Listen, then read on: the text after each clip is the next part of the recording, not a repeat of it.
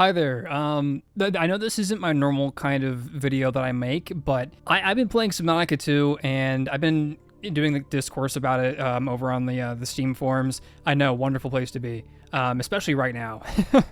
But I was talking about like base building with some people, and I started thinking about just some of the oddities about it, just kind of the things I was interested in. And I said I was gonna do a full dive. This won't be like a total full dive, but this will be like just my rant about like the specific things that I've found about base building that are either really, really weird, things I just kind of hate, or like the things about it that I love a whole lot. But we're gonna start by just talking about some really basic stuff about the building economy. So everything you can see here costs something. So this one single room is 5 titanium. You can see over here it's five titanium for a single room. Other things cost other things, but everything is a whole number. And that is a very important thing we'll get back to later. So if I were to build a room, this room would cost, as you can see, 5 titanium in the center there. That is a 5 titanium room. If I want to extend this room out here, I can extend it, a few different ways. I can extend it by 1 unit or by enough to make a whole nother room, and that's 5 titanium. But as you can see, if I move this closer in, that number becomes a decimal. And that's kind of weird. You can't hold decimals worth of materials in your inventory. You can only hold whole numbers. So why are we going out by decimals? Well, as you can see by that red number there, this game has weird magic decimal value storage. So I can build this for 5, and that's like great and dandy. But say I like wanted to, I don't know, like move one of these walls using the modularity system, which I love that, by the way. I love the modular system. We'll talk about that in a second. But if I wanted to move like just one of these walls, say for like just one room forward, that's 0.71 titanium to move this 1 unit forward.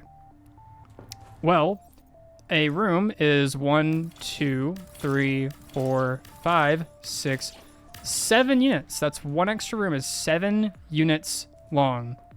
0.71, if you don't know, does not even out perfectly to 5 if you go out 7 units. So 0.71 times 7 does not equal 5. It gets close. It's 4.97, but that still is 0.03 titanium that just goes missing. You just lose it.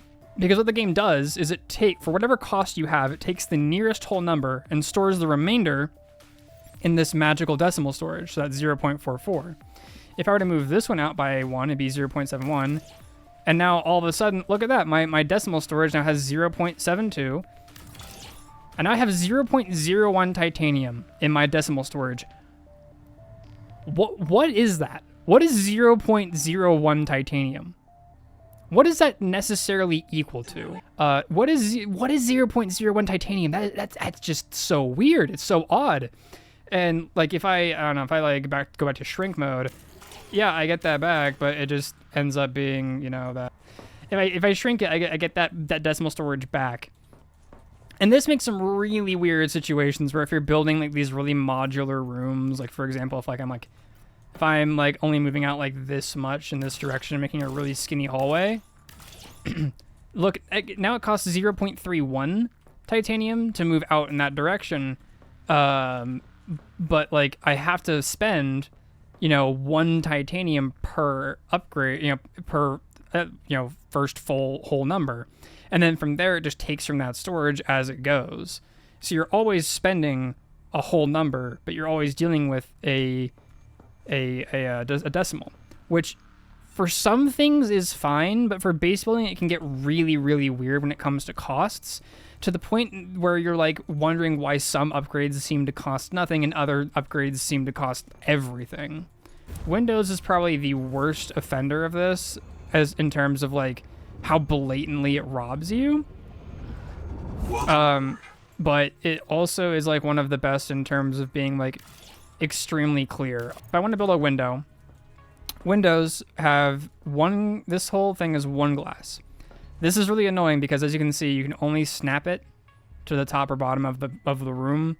And if you look here, it's like a really inconsistent amount of space. Or not it's too consistent, for example, I should say. I want to put this like dead in the middle, but I can't. It has to go down there. And like, great, when I'm looking at like this, it looks great. But from here, it just looks really weird.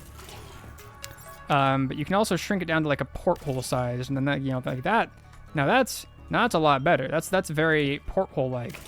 The problem being that those portholes cost 1/4 of 1 glass. They just cost 1/4 of a glass. So in order to get like 1 glass out of this, you spawn one, you get like 0.76 glass just hanging out in the ether somewhere. And then you have to spend 1, 2, 3. Boom, there's 1 glass worth of portholes right there. The real egregiousness of it, though, comes with this thing, when you have to expand a wall. So you can make a 2.25 glass like this. That's 2.25 right there. If you want to expand it, in order to get back that 0.75 that is now just hanging out in the infinite ether, you have to make 1, 2, 3 more of them before you get that. That is 9 glass to make this 1 window, just to avoid having, you know, being robbed a significant amount of glass. And I find that, quite frankly, to be totally insane. And then, yeah, glass is really cool. Otherwise, we'll see that in a little bit here, but you can't move glass along a, you know, a corner like this, which kind of sucks. I would love to be able to do that, but you aren't able to do it.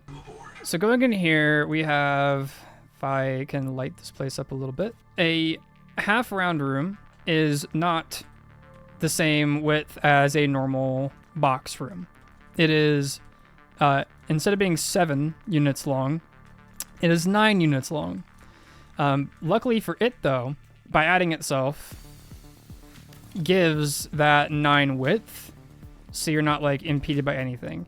This is kind of weird, but for the nature of these, you know, walls, you aren't always going to be building them out like this, and even if you are, you can always move the walls out, even if that does, you know, return you to, you know, decimal hell. But this is a relatively minor problem in terms of like the weird base building like numbers problem. The Nook, however, is a significantly bigger issue. So this thing, this thing is just kind of weird. This thing limits what you're able to do with room development. You'd think, like, because of how like it's indented, oh, this is 1 box big, like this is 1 box room large. No, these are not in fact 1 box room large. These require a 1 box plus 1 unit size to build. That's the minimum unit you need. And to explain that further, I'm going to go upstairs in a second here and show you a room I built up here. So these nooks, they work really well for, are these like more sprawling builds. Like if you see them in the game, they're used in like these like edge portions of these kinds of bases. So I think the Nook is better as like I don't like think of it as like an additional thing like that. I kind of like it as like a cozy kind of like vibe, you know, go there, like read or like study or something. So I built this little room here. So like if you want to like add this to like a bedroom, for example, like this one I've built right here, you would, you know, pick your empty wall and you'd think, okay, let's choose a Nook. Uh-oh, I can't build a Nook. But if you like look at like the barrier, it looks like you should be able to build a Nook. Like this should be just fine, right? No, because it doesn't fit on a basic box. You need to expand a wall by a 1, and then, and only then will it fit, because it counts like these really weird, you know, ridges. Because of these features right here existing the way they do, you are always stuck with this bump out if you want to build this in a small room. It's not the most limiting thing in the world, but at the same time, it's like, it still does limit what you can do with a room like this. You can't make a room, you know, the minimal, you know, size it's able to be without, you know, having to extend it 1 just for this 1 addition.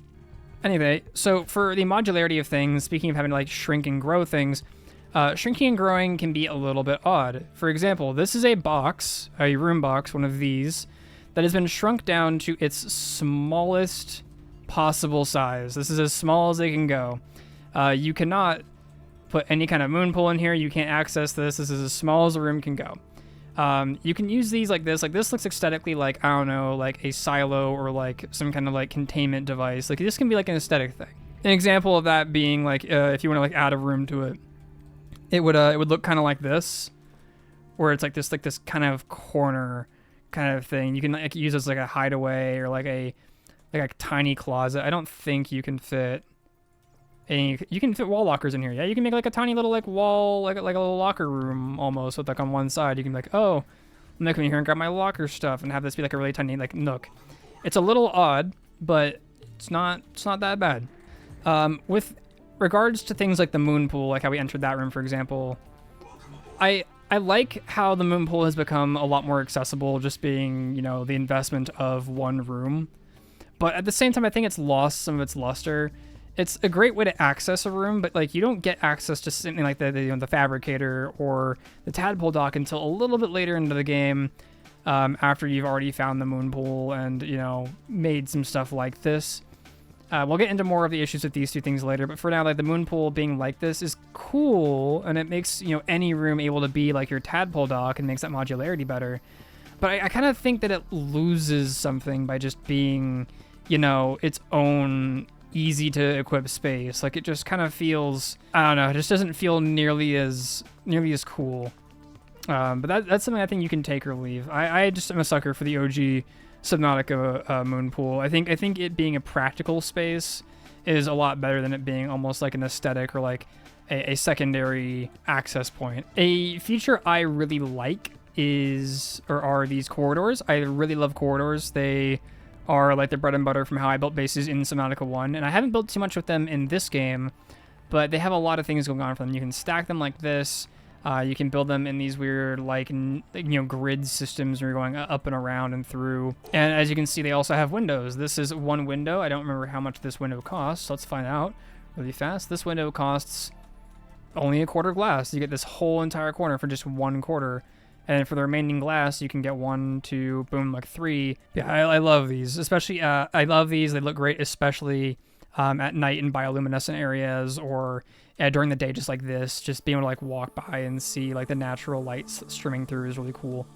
One problem with these is that you can't stick a ladder to go up a corridor like you could in the first game. I believe you could do that in the first game. If you have it set up like this, you have to have an alternative way of accessing it. Ladders are their own unique problem. We'll get to those in just a second. The next thing I want to talk about is like windows in terms of design. So we've already talked about like their cost, but windows have a lot of potential for design. As we saw before, you could do like this zigzag pattern with them. You can, you know, shrink them down and do like a, you know, plus symbol kind of thing, or like something like this. And you can shape them and make them kind of like weird looking. And I like all the different things you can do with the windows. This design I came up with here was a very simple thing, but like it's just really, really cool where you can have like this like window and almost pretend like this is a TV in the middle here. You're watching TV on, you're sitting down, just like relaxing after a survival adventure, and you're just doing that. That's really cool. I kind of like the things you can do with that. And here's some more things you can do with them as well. And windows just have a lot of potential in this game. And I think the benefit with windows is that their cost always evens out. Okay, yeah, but showing the math here, it's if you want to extend like say like a thing like this, it'll cost you about 1.5, so you can do that. Boom, that's 3 glass you can use to make that, and that's a pretty decent addition for just three glass. I would advise against going out and building like these like big windows like this when you're extending these, because you're spending the 2.25. In a case like this, you're gonna have to if this is what you're doing, but then of course that just puts a limbo of like 0.75 glass in your system, and then you have, you know, portholes you gotta deal with. So there we go. That's your 3 glass right here, is that one addition plus this 3 porthole weird setup going on here. The math is just a really weird system. I just kind of wish it was all based on whole numbers, but with the modularity, it's a little bit difficult. I just really hope the devs figured out in the long run. We're going back down here real quick, though, to talk about ladders. Ladders are probably my least favorite build feature in the entire game. They are really, really finicky. Like, as you can see, just trying to place this here, like, you almost have to place it on the floor above for it to work right. and they're like, they can only be placed in like these like very limited parts of the room. So if we go above, yeah, in areas like this, they have to put in like very specific spots. There's very minimal rotation you can do, and they're just not very comfortable. And a big problem with them that I have is in the lower level, they take up a lot of space. Like this doesn't look that bad, but in a place that's just like one box or like 1 unit tall, they can take up a lot of space and prevent you from building other things on the walls surrounding it. So one thing I want to talk about now is lighting and power. So lighting is a very, very strong part of this game. The interior and exterior lighting is very consistent and very nice to look at for the most part.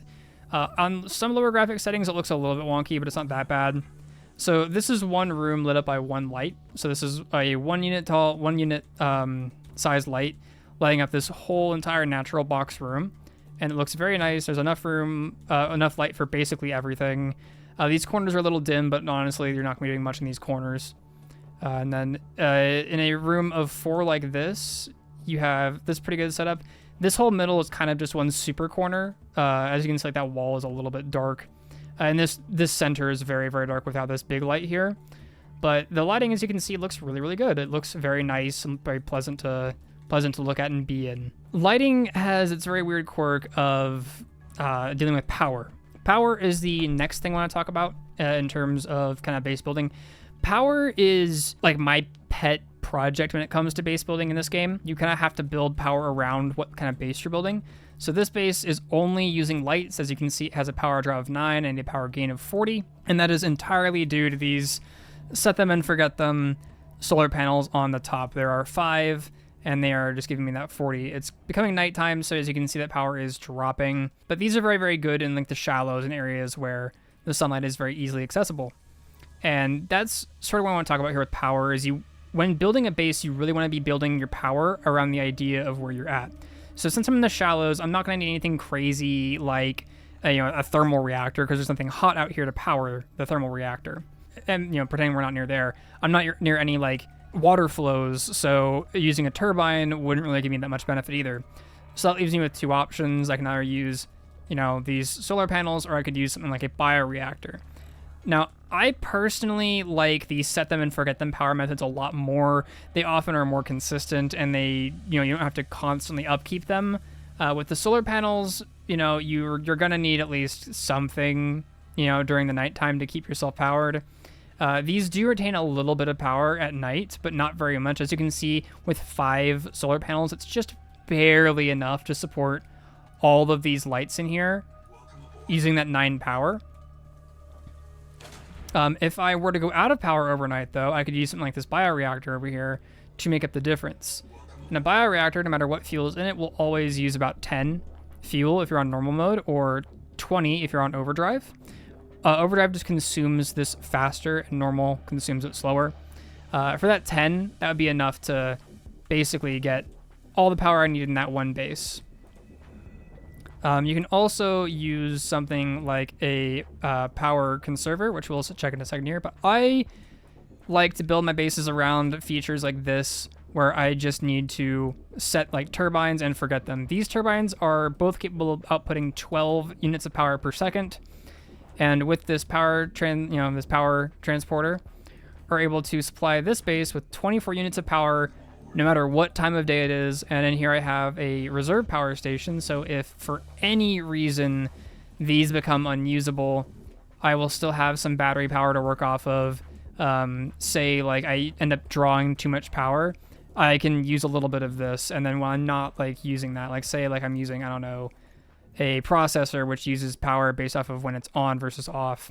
When it's on, I'm using this reserve power. When it's off, this power is then charging back up based off of the power draw from these, or power gain from these 2 turbines. I like that system a whole lot better because it's a lot more set it, forget it.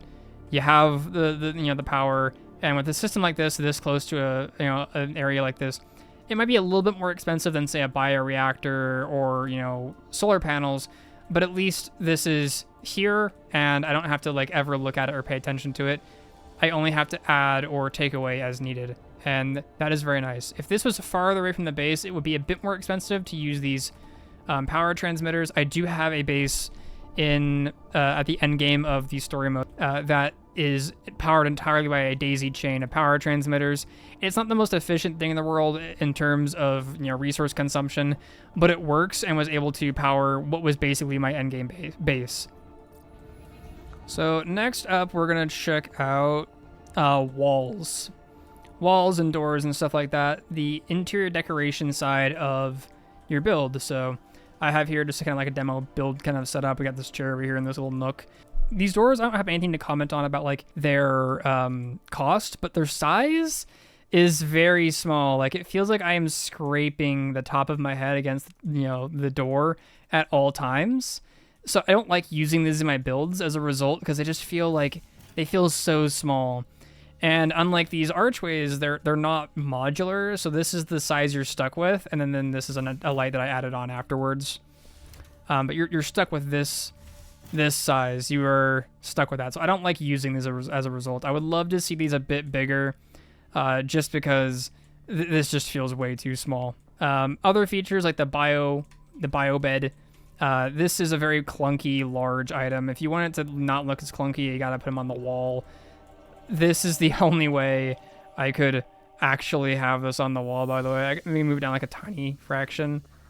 But for some reason, this wall just wouldn't have them, this. This is a much more reasonable height for the item. But this wall, nah, you have to put it up here.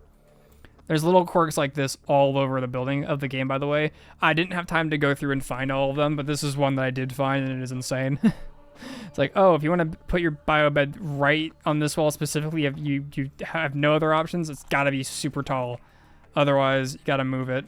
It's like a weird spot to have it be not in a strange location. I think that has to do with the ladder being right here, though. So, like, object interference can be a definite part of certain things. The scanner, this is probably my single least favorite additional extension to the bases. This works by just, having you pick from a list of items. Like, say I want to find, like, the nearest, I don't know, let's find the nearest, like, cicada wreck. Well, the nearest cicada wreck would be right here. So I would go and tap that signal. It'll show the thing over there. I'll go over there and find it. I can manually remove that signal from here, but I can't, I can't ping another one. So I have to come back all the way to the base and then ping another one, and then so on and so forth. It's not that bad with, like, cicada wrecks, but say I need to find, like, copper. Yeah. Interesting. My fix for this, in my head, like, right now, I would just ping this center one and then know roughly around that copper, there's a bunch of other copper in that general area. But if you're just going node to node, you'd have to come back for every single one of these. Which, if you're doing that, that says something more about you than the game. But considering how the old scanner in the first game worked, this is not the best approach and is honestly pretty lame. As such, I don't really ever use this thing unless I desperately need it. And then when you're like doing stuff like building out like rooms like this, adding like new features like the biobed or like say like this wall clock or like these lights, for example, it's really frustrating. And a big part of that is this game lacks a good grid system. So say I want to put this light like dead in the center here, I have to kind of count based off of what I know this room's length to be to find the exact center. I can't like just like, use a ruler and then pull it out. Like this is roughly the dead center of this room, but I have to follow it out like this awkwardly to find the next placement point. It's not the worst thing in the world, but I don't know. It would just feel so much better if I was able to see a grid and be able to react to my, replace my stuff based off of that grid instead of just having to go, all right, well, we're 1, 2, 3 from that center or for that area and 1, 2, 3 from that one. So this is the middle. We'll go 1, 2, 3, 4. And that's the middle of that room. Again, I would just way prefer to have the grid system or have like a snap to center option or something just to make adding new features a little bit more comfortable. For some stuff like furniture, it's not nearly as bad. Like let's say I want to like hang this new life poster. I have a bunch of different options here, and finding the middle isn't very hard. Oh, I say as I based it off of this feature, finding the middle is not that hard, at least with these. But some furniture is better than others. As you can see, just these single lights are a bit of a pain to set up. But for the most part, these bigger items, not that bad. It's really the smaller the items you have, the worse and worse it gets. So again, that grid system would be very helpful, especially since it does seem that this game's placements are tile-based anyway. So, you know, there's a system to install that grid on that is already in the game. Speaking of placement grids, we're going to go back to our moon pool room over here, and I'm going to talk a bit about the moon pool items. So over here, I've got this moon pool set up, and say like I wanted to add, I don't know, like a tadpole dock. A tadpole dock just kind of shows you this red, but it doesn't tell you. It does not tell you how many like spots it needs to actually, you know, exist. So you then have to kind of like, you know, finagle around with, oh well, let's remove one thing, and then, you know, let's see, is that enough? No. Let's do it one more time. Let's remove one, and now let's try to install it. Oh, there we go. I can install my tadpole dock now. And it's the same thing with the vehicle fabricator. I believe the vehicle fabricator is a little bit sillier. I think the vehicle fabricator, I believe you can place that on... Yeah, the fabricator is not nearly as deep. You need 3 units back to get these things running, but these only need 2. It just doesn't feel that great to not know how far back these things should be, especially when in-game there's not very many examples. And there's not like a great way of knowing, you know, like 1, 2, 3 is going back. So these just kind of feel awkward to place. So I would love to see a system where in here, alongside the energy usage, you see exactly how many units you need, or like what kind of space you need. Like I said, like this is like a 4x3 or like 4x2, for example, unit space to build these features. I would love to see that. One thing really quick I forgot to talk about when it came to power draw is everything in the game that uses power tells you how much power it's going to be using. So these lights use 1, 2, 1, 2. You know, they use so much energy per second. You know, these will use 0, this uses 2, this uses 10, this uses 1. And that's very nice and cool. Unless your name is the metal farm. The metal farm does not tell you how much power it uses. How much power does it use, you might ask? A lot. A very considerable amount of power. As you can see, it uses a ton of power, but it doesn't tell you, you know, how much power it uses, and it makes, you know, the power is kind of glitchy with it too. It uses a ton of power. I added 2 of these to my survival base and didn't realize because I didn't think it used power. And yeah, I had to add 3 thermal reactors to my base just to, you know, support those 2 and keep the modularity thing going. So yeah, these suckers don't tell you how much power they use, and that really, really sucks. The last thing I want to say for this video for now is storage. Storage is a very funny little sucker, because you can either do storage one of 2 ways. You can do storage in the snap grid way, so like placing these exactly where they go, or you can free place them. That's something I didn't really cover quite yet, but some items, you know, you can snap to a grid, or you can disable snapping and move them wherever you want in your little space. And this allows you a lot more creative freedom with how you place your items. One of the best places for that is in storage. I use this kind of system personally. I like it a lot. It's just 2 titanium per locker. And while you're not getting like a ton of space per locker, you can fit a lot of them in a very small condensed area. And it's pretty cheap to set up. These floor lockers are very, very popular. You can use these in this snap grid fashion, but the problem is once you get to a corner, you have to maintain a very specific gap. And for these, it kind of looks weird. Like you might be able to like make an aesthetic choice, but if you're just like me and you're like an item hoarder, these don't really work very well. And for that, you know, 1 extra titanium plus a quartz cost, you get like this like 2 extra, which is all right. But I always find it just better just to use a bunch of these wall lockers, just because I like to just come in here, throw them in there, next one, throw it in, throw it in. It's not the best system. It's very gross, but it's a system that I use. If you use these wall locker or these floor lockers, that's perfectly fine. These work a lot better if you just free place them though, because you can get rid of this gap, and believe me, that space does eventually add up, and that allows you to do better things with these corner lockers. Like if I was just doing the snap system, I wouldn't be able to put this corner locker like that, but if I were like to move this one and disable snapping mode, I could really move that up close and get my like storage density going really good. So that's a benefit to these lockers, is that free moving them makes them really compact. I do believe you can move these things as well, and these things can get extremely compact as well. But when you're doing it like that, they just don't look nearly as good. None of it looks really good when you're like stacking it like this. But honestly, if you're already on like this, method of storage compression, you're already in too deep. There are some other options like these chests. These have the same titanium cost as one of these, but don't have the quartz cost, and they give one extra row compared to these wall lockers. I don't like these though, because as you can see, they're absolutely massive and they have vertical stack potential, but the horizontal is very limiting. Honestly, I would just rather spend the quartz in the later game and just make these. There's also these wall-mounted lockers. You can make a hard point and then get these. Don't ever use this for permanent storage, by the way. If you're using this as your storage solution, it better only be for aesthetics, because you are limiting yourself severely in terms of storage space. And also, if I go to craft here, they cost twice as much. One of these, just the locker part, costs just as much as 2 of these wall lockers.